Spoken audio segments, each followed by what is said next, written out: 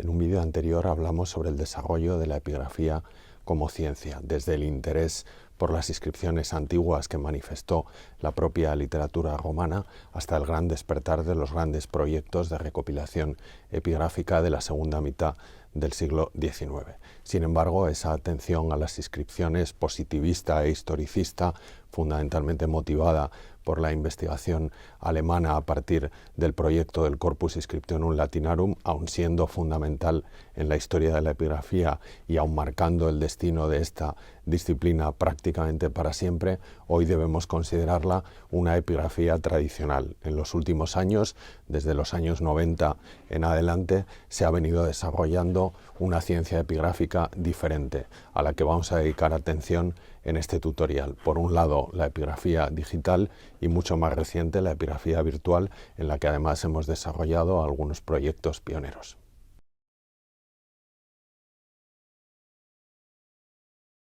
Desde mediados de los años 90 han ido surgiendo una serie de proyectos de recopilación de inscripciones en soporte digital, la constitución de una serie de motores de búsqueda que permiten a los epigrafistas, a través del uso del lenguaje informático, saber qué inscripciones hay en un determinado lugar para una determinada época o alusivas a una determinada cuestión, a una institución o a un tema de investigación determinado. Esos bancos de datos, a los que llamamos así como los llaman los colegas alemanes, los Datenbanken, surgieron a partir del proyecto pionero auspiciado por la Universidad de Heidelberg y por la Academia Alemana de las Ciencias, la misma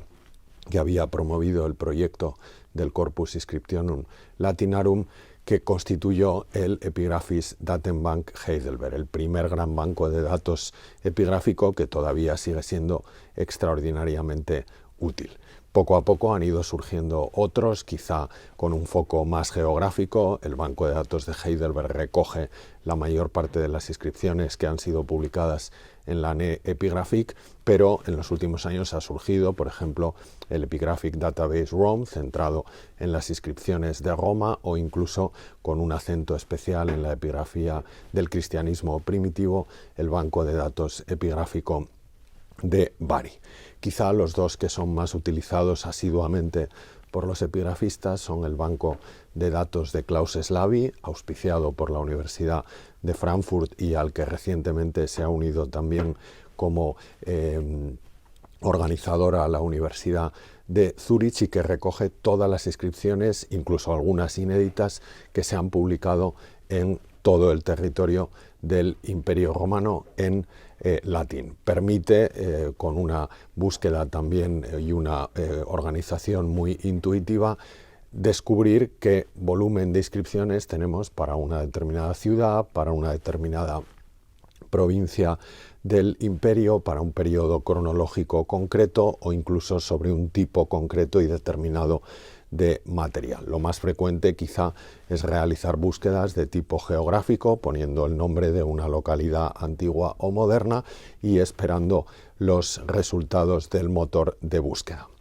Esos resultados, además, en los últimos años se han hipervinculado con otras bases de datos o con otras páginas web que ofrecen información geográfica, por ejemplo, sobre la localización del enclave del que procede la inscripción que queremos estudiar, o incluso también información fotográfica, que es muy útil para que el usuario no solo se quede con la información textual, sino que pueda también echar un vistazo a la imagen de la inscripción. Klaus Slaby ofrece todas las inscripciones del Imperio Romano en un motor de búsqueda activísimo y muy rápido, pero lógicamente tiene un problema. Manejar una información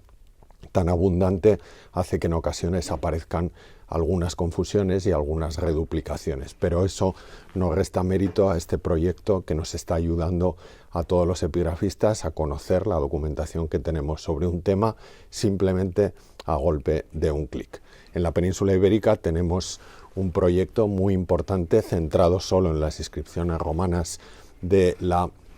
península, que es el proyecto de Hispania Epigráfica Online. Todos estos proyectos además se confederaron en una asociación, la asociación Eagle, que permite que unos y otros estén conectados. Hispania Epigráfica es probablemente el más utilizado por quienes trabajamos en epigrafía hispana. Permite también buscar inscripciones a partir de distintos criterios, quizá el geográfico es el más habitual, y cada una de esas inscripciones nos ofrece parte de la bibliografía, la lectura con fotografías que además envían los propios epigrafistas, creando una comunidad en torno a este gran proyecto digital, y también las distintas referencias que esa inscripción tiene en los corpora epigráficos. Hoy en día es imposible hacer investigación epigráfica sin utilizar estos bancos de datos digitales que ponen toda la documentación epigráfica de una región o de una ciudad antigua encima de nuestro ordenador de mesa, y que por tanto nos permiten iniciar una búsqueda que en cualquier caso no podrá obviar las grandes herramientas bibliográficas y los corpora regionales de los que hablábamos en un vídeo anterior.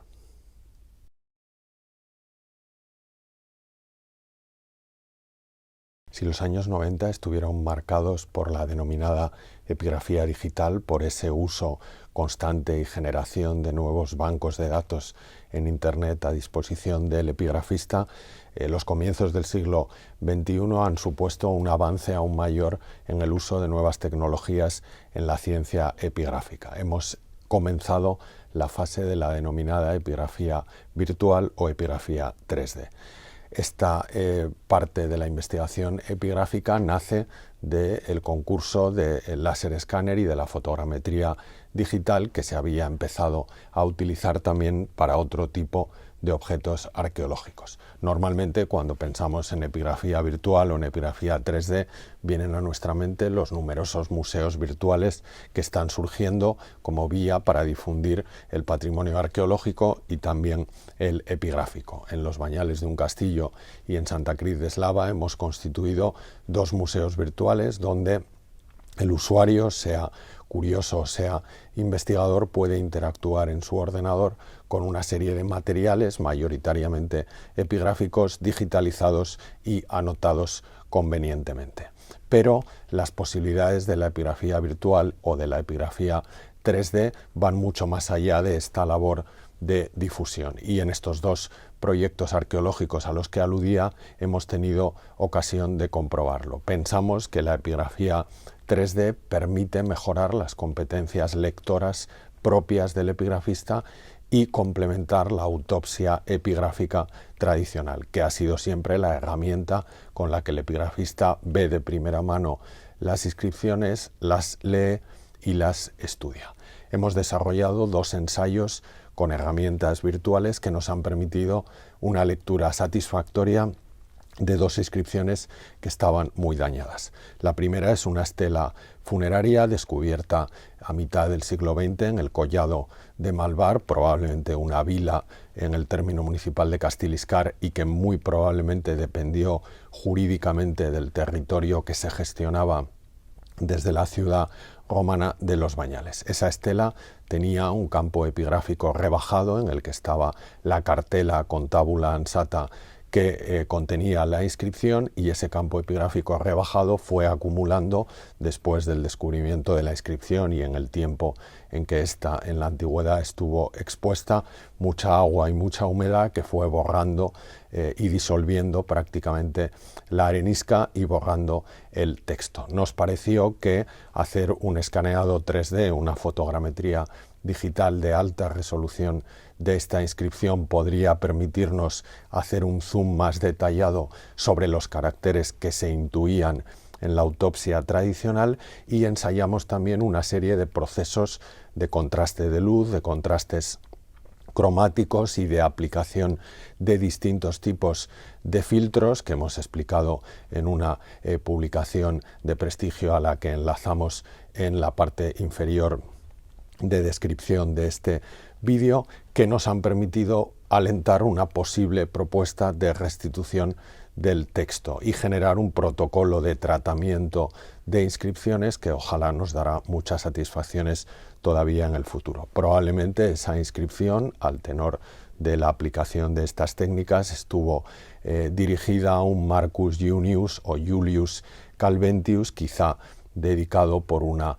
Calventia, algo que el ojo solo permitía intuir y que la técnica fotogramétrica permite confirmar. La segunda inscripción en la que hemos podido comprobar las potencialidades de esta epigrafía 3D procede del Soto de Eslava, una de las caras del Cerro de Santa Cruz, que albergó la ciudad todavía de nombre desconocido, en la que también un equipo de la Universidad de Navarra está trabajando. Se trata en este caso de una inscripción votiva dedicada al dios Peremusta, del que hablamos también en otro tutorial de esta serie de epigrafía. El altar apareció partido y además fue colonizado por una serie de líquenes y de musgos que sobre todo se incrustaron en los lugares donde estaban colocadas las letras, en las marcas del ductus con las que el escritor dio forma al texto. Aplicamos el mismo protocolo, en este caso unido a una autopsia con luz rasante tradicional de la inscripción en un contexto nocturno, y pudimos constatar que se trataba de una dedicatoria a Peremusta pro salute por parte de varios miembros de la élite local, de algunas de las familias con mayor representación en el repertorio epigráfico de Santa Cruz. Esta autopsia permitió combinar, por tanto, la autopsia con luz rasante tradicional, que fue habitual en la epigrafía de los años 70, 80 y 90, con la potencialidad de los recursos de documentación digital de alta resolución y de la aplicación de distintos filtros para resaltar esas zonas del campo epigráfico que estuvieron rehundidas porque contuvieron letras del texto del titulus. Desde los años 80 muchos epigrafistas nos hemos formado con este libro, El oficio de epigrafista, compuesto en italiano por Iván Di Stefano Manzella. En este volumen se hablaba de la importancia que, por ejemplo, tenía la fotografía de las inscripciones. Ofrecer a los investigadores una buena documentación gráfica de una inscripción era una manera, en definitiva, de refrendar la lectio, la propuesta de lectura que un epigrafista hacía. Eso obviamente va a seguir siendo así, pero el uso de las nuevas tecnologías y en concreto de la fotogrametría digital permite dar un paso más allá de este mestiere tradicional de epigrafista e incorporar un aspecto muy determinante de lo que podríamos llamar el nuevo oficio de epigrafista digital. Precisamente también con una inscripción que se conserva en el Museo de Castiliscar hemos dado un paso más en el uso del aparato gráfico para la documentación de inscripciones romanas. En este caso se trata de una inscripción procedente de la ciudad romana del Cabezo Ladrero de Sofuentes, pero que por distintos azares fue cedida al Museo de la Orden de San Juan de Castiliscar, y que cuando publicamos su editio princeps, su primera edición, además de una fotografía tradicional, incorporamos un modelo 3D incorporado como un OBJ al PDF de la publicación. La publicación está alojada en un número reciente de Cuadernos de Arqueología de la Universidad de Navarra. Es una publicación muy breve que uno puede descargar en acceso abierto, leer nuestra propuesta de lectura y de estudio de la inscripción, ver también la fotografía capturada además de la digitalización a alta resolución de la propia inscripción, pero también en la parte final tiene la posibilidad de acudir al OBJ, que es el modelo 3D embutido en el PDF, y si tiene en su